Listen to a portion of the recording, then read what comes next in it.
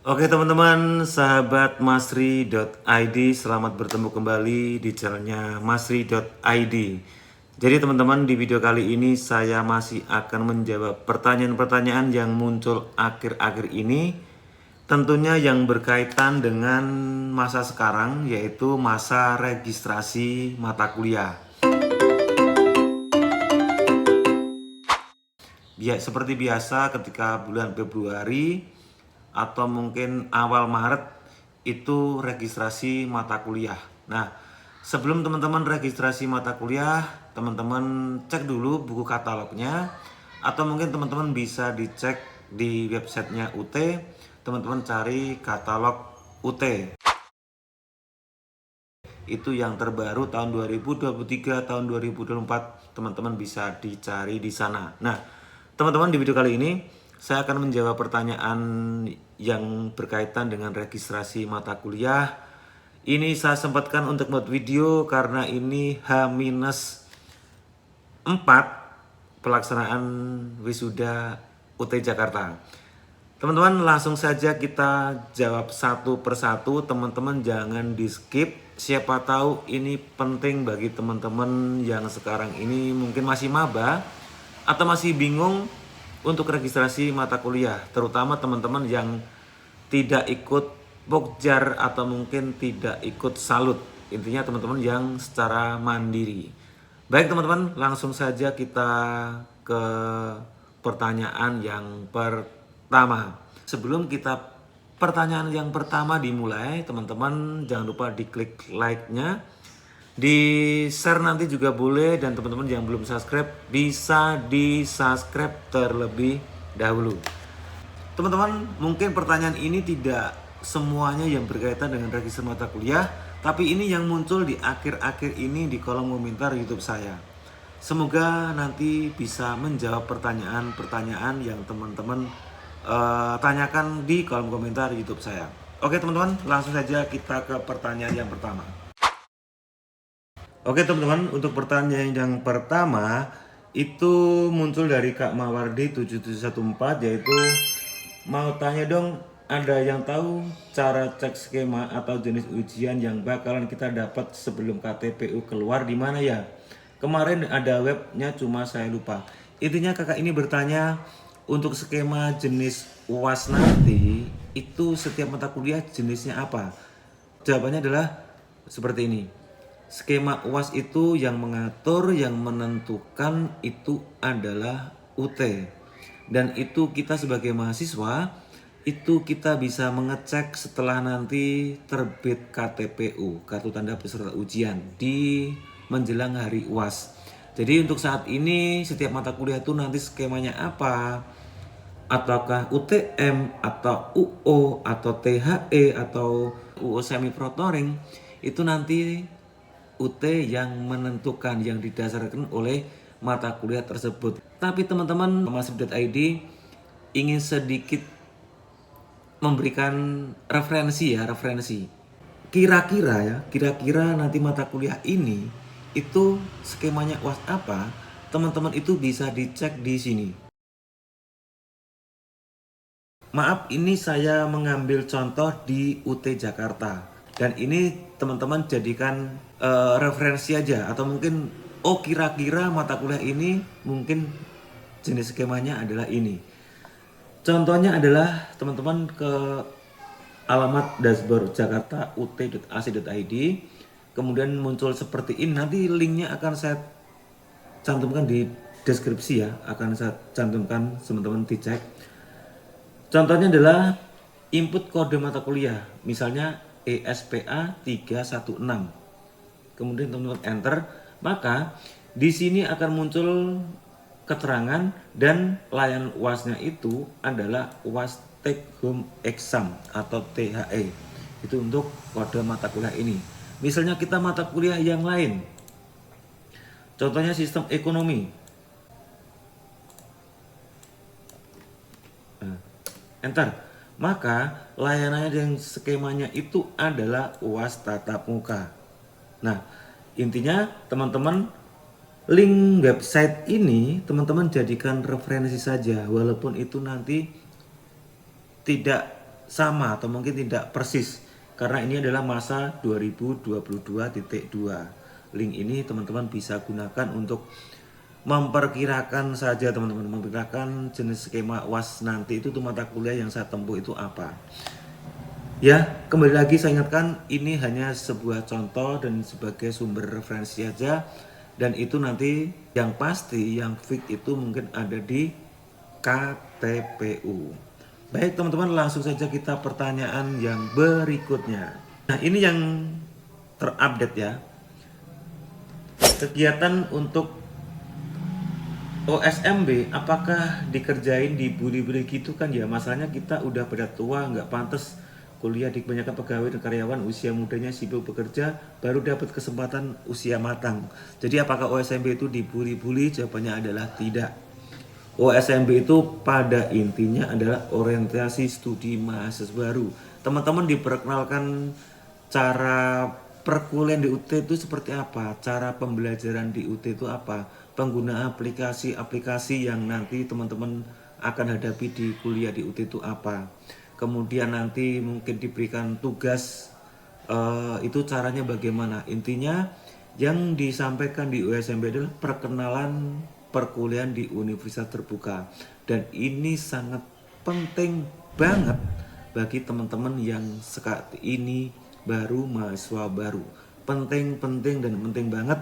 Jangan sampai teman-teman nanti salah atau mungkin tidak tahu informasi yang diberikan oleh UT bahkan yang terupdate. Nah, teman-teman bisa ikuti OSMB di masing-masing UPBJJUT teman-teman. Pertanyaan selanjutnya, kalau SIPAS non-TTM apakah bisa mengulang? Oh, ini terkait mata kuliah. Intinya SIPAS non-TTM atau SIPAS semi ataupun apa, intinya mengulang mata kuliah itu bisa, Kak. Ini tentang registrasi mata kuliah. Kak, gimana kalau udah langsung registrasi matkul? Apakah pembayaran bisa dicicil? Dan jawabannya adalah tidak bisa. Jadi ketika teman-teman registrasi mata kuliah, kemudian muncul billing, dan billing itu billing pembayaran tertera misalnya 2 juta. Maka apakah 2 juta itu bisa dicicil? Dan jawabannya adalah tidak. Berarti teman-teman harus membayar 2 juta itu baru bisa mengikuti perkuliahan di semester ini. Apakah ada solusi, Kak? Bagaimana triknya untuk melakukan pembayaran secara dicicil? Nah, ini tipnya dari masri.id. Tipnya adalah seperti ini. Kalau misalnya teman-teman mengambil 5 mata kuliah, ini terutama yang jenisnya non-SIPAS ya. Maaf, ini yang pak teman-teman non-SIPAS, terutama non-SIPAS. Kalau mungkin sistem paket itu tidak bisa karena sudah dipaketkan dan teman-teman harus membayar dengan jumlah seperti itu. Kalau non-SIPAS, teman-teman itu bisa mencicil walaupun mungkin jaraknya itu hanya 1 bulan. Misalnya bulan Desember kemarin, teman-teman meregistrasikan 2 mata kuliah. Itu kan mungkin teman-teman hanya membayar sekitar 300 atau 400. Kemudian di bulan Januari teman-teman registrasi mata kuliah lagi, 1 mata kuliah atau mungkin 2 mata kuliah, kemudian membayar lagi. Kemudian sampai batas akhir registrasi mata kuliah kapan, itu teman-teman tidak bisa lagi registrasi mata kuliah karena di dalam 1 semester itu teman-teman bisa registrasi mata kuliah atau mungkin mendapatkan billing itu kalau nggak salah 9 kali. Nah, teman-teman bisa melakukan cicil di setiap itu. Jadi teman-teman cara menyicilnya itu seperti itu. Tapi kalau teman-teman sudah registrasi 5 mata kuliah dan itu sudah menjadi billing, itu pembayarannya tidak bisa dicicil. Ya harus dengan jumlah tersebut. Oke, lanjut saja kita pertanyaan berikutnya. Kak, mau tanya, kalau modul yang dikirim nggak sesuai mata kuliah, itu gimana ya? Seharusnya itu memang sesuai dengan kode mata kuliahnya. Atau mungkin misalnya kode ini yang teman-teman registrasikan berarti yang dikirim ini. Apakah memungkinkan untuk terjadinya kesalahan? Ya tentunya itu bisa, dan banyak juga teman-teman saya yang salah. Nah, caranya bagaimana? Caranya teman-teman lapor ke UT pusat atau mungkin teman-teman minta tolong UPBJUT teman-teman itu untuk melakukan laporan ke UT pusat agar nanti diganti. Teman-teman intinya harus melalui UBJUT atau mungkin teman-teman bisa ke langsung ke UT Pusat melalui Halo UT. Memang prosesnya itu lebih lama ya teman-teman. Atau teman-teman solusinya dari masri.id, kalau memang teman-teman itu tidak ingin menukarkan yang buku yang salah tadi, teman-teman bisa menggunakan buku digitalnya UT atau mungkin perpustakaan digitalnya UT, itu isinya sama. Oke, lanjut kita pertanyaan ke berikutnya. Kak, untuk semester 2 apakah harus aktivasi tuton? Jawabannya adalah bisa iya, bisa tidak. Contohnya begini, jangan berpatokan pada semester 2-nya. Tapi apakah di semester 1 teman-teman itu ikut tuton? Pertanyaannya itu. Kalau teman-teman di semester 1 teman-teman ikut tuton, maka di semester 2 teman-teman tidak usah aktivasi. Tapi kalau teman-teman di semester 1 tidak ikut tuton, di semester 2 teman-teman harus aktivasi tuton. Karena apa? Karena aktivasi tuton itu adalah aktivasi ketika kita mau login ke halaman tutorial online. Ini pengalaman saya hanya aktivasi itu hanya di semester 1 doang.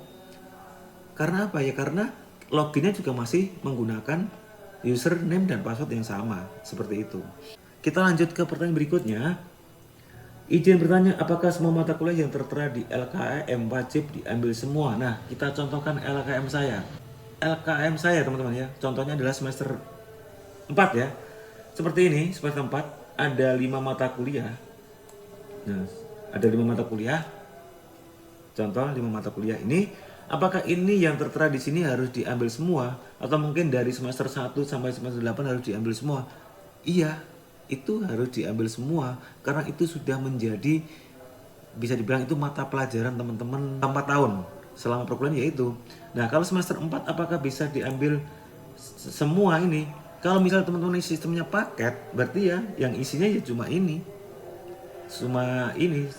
Kalau misalnya teman-teman non SIPAS, itu keberuntungannya misalnya ini totalnya itu belum ada 24 SKS, teman-teman bisa mengambil di semester 5. Nah, perbedaannya itu teman-teman.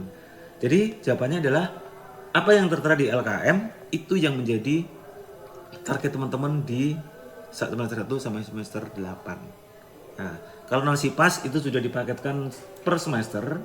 Kalau non SIPAS teman-teman bisa mengambil semester 3 di sini, kemudian ditambah semester berikutnya jika belum ada 24 SKS. Oke, lanjut kita pertanyaan ke berikutnya.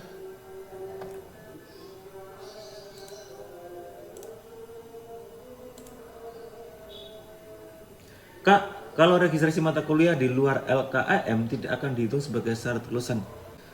Kalau itu mata kuliah di luar LKAM ya kenapa diregistrasikan? Itu kan tidak masuk ke dalam lembar mata kuliah teman-teman. Ya jelas itu nanti tidak akan dihitung. Jadi teman-teman ketika registrasi mata kuliah, teman-teman berpatokan pada LKAM atau mungkin katalog terbaru di masing-masing prodi teman-teman.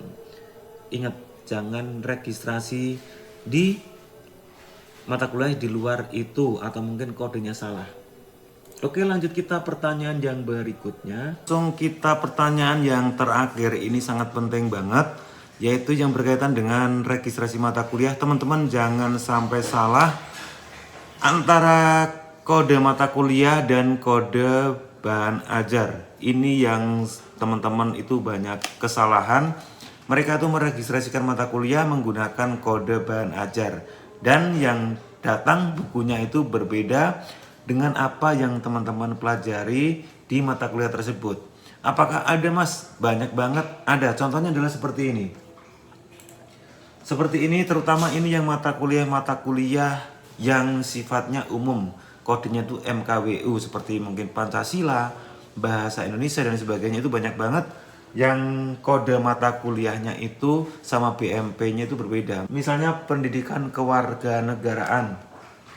Pendidikan kewarganegaraan dengan kode mata kuliahnya itu MKWU 4109, tapi bahan ajarnya itu MKDU 4111. Intinya teman-teman, harus berpedoman menggunakan buku katalog teman-teman, atau mungkin teman-teman cek di LKAM teman-teman. Jangan sampai yang diregistrasikan itu kode bahan ajar, tapi registrasikan kode mata kuliah teman-teman. Baik teman-teman, saya kira itu video dari masri.id pada video kali ini. Terima kasih teman-teman yang sudah melihat video ini. Teman-teman yang sudah melihat, teman-teman jangan lupa di like, komen, dan share ya teman-teman. Jangan lupa di subscribe juga. Terima kasih teman-teman yang sudah menonton. Jangan lupa di share sebanyak-banyaknya. Dan mohon maaf jika ada salah kata dalam penyampaian di video kali ini. Terima kasih dan sampai jumpa di video saya selanjutnya. Bye-bye.